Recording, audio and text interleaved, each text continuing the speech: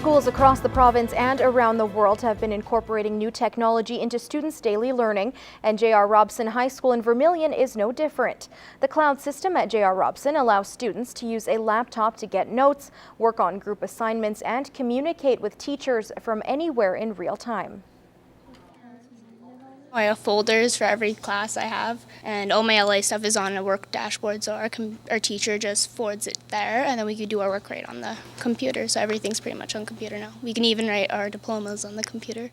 Technology is going to be part of the students' future, and our teachers understand that. And they understand that we have to be able to work with them to build the skills necessary to be effective in a digital technology society. Bates says keeping up with advancing technologies is an important component of learning and helps their students navigate the internet properly. Lloydminster residents filling up their vehicles at any of the 3 co-op stations on Tuesday will have a reason to feel good about it.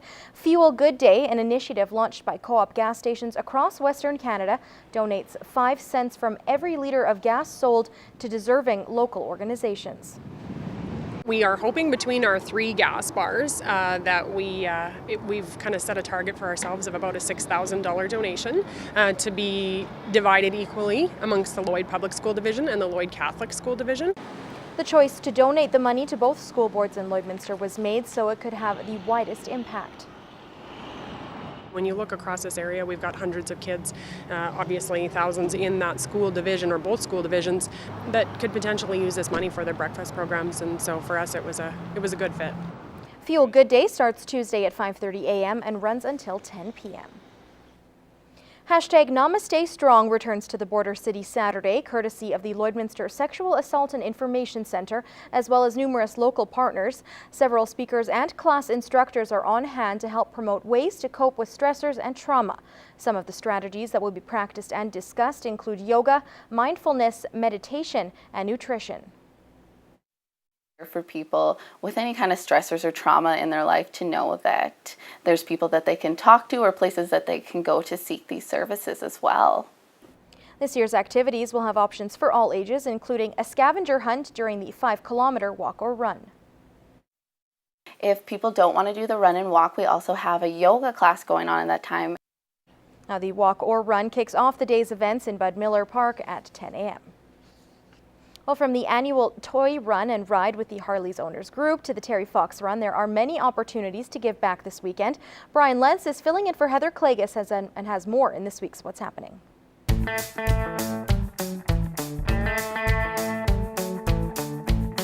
This weekend is going to be a busy one because come Saturday, this empty parking lot behind me will be filled with toys and bikes for the 7th annual Toy Run and Ride put on by the Lloydminster Harley Owners Group.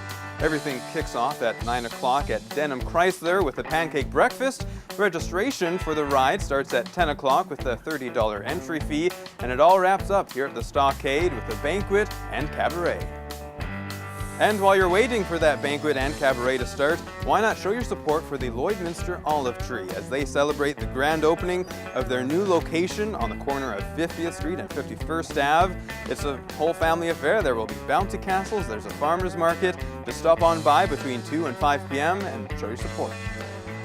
Well, if this weather is getting you down, why not shake things up a bit by listening to Def Leppard's all-time best-selling album, Hysteria, with their 30th anniversary re-release, featuring some of their favorite songs, Love Bites, Pour Some Sugar on Me. All you have to do is send us your name and daytime phone number to tvcontests@newcap.ca. And as always, we'd like to thank John with Universal Music Canada for setting us up with the music. And don't forget about the annual Terry Fox Run taking place at Bud Miller Park on Sunday. Registration begins at 9 o'clock with the run kicking off at 10 a.m. Whatever you choose to do this weekend, I hope you have a good one. I'm Brian Lentz, and that is what's happening.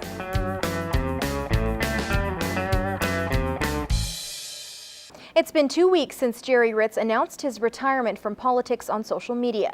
The 20-year Member of Parliament for Battleford's Lloydminster has one more trip to Ottawa next week to officially sign off. Well, there'll be a by-election. The Prime Minister has the ability to call that. I understand sometime within 6 months of my retirement date, they will set the date for a by-election. And Ritz has some thoughts on the qualities of his successor. Common sense, a strong work ethic. Having their family on board is so important. Hiring good staff, As Ritz switches his attention to his family, he says his wife is reminding him that he spent some 37 days in China. He still says his successor needs to be accessible.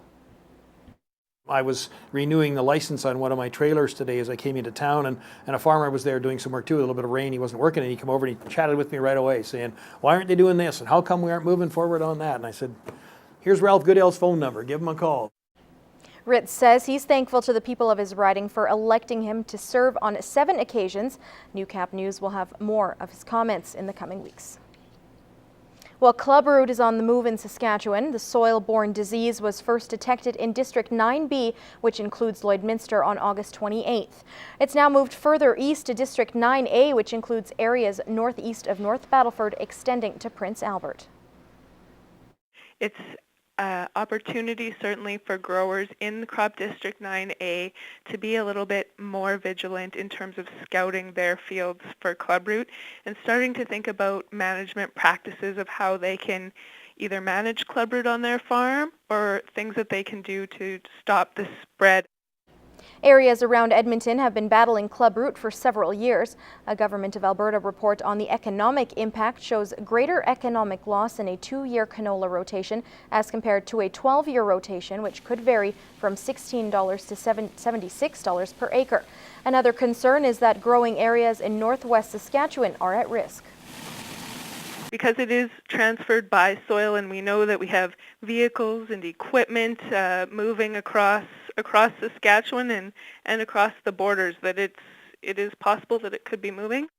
Producers are currently working on fall surveys, which will have more information on harvest and as well the extent of the disease.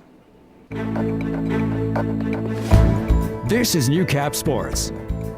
Well, with the school year underway, so too are athletic programs, and for junior high schools, it begins with volleyball.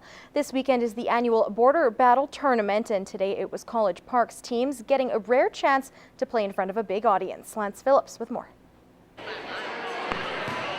The College Park Cobras volleyball teams opened the Border Battle Tournament playing in a gym packed with their own fans. A thrilling opportunity for all involved, despite the early jitters the young, boisterous audience created.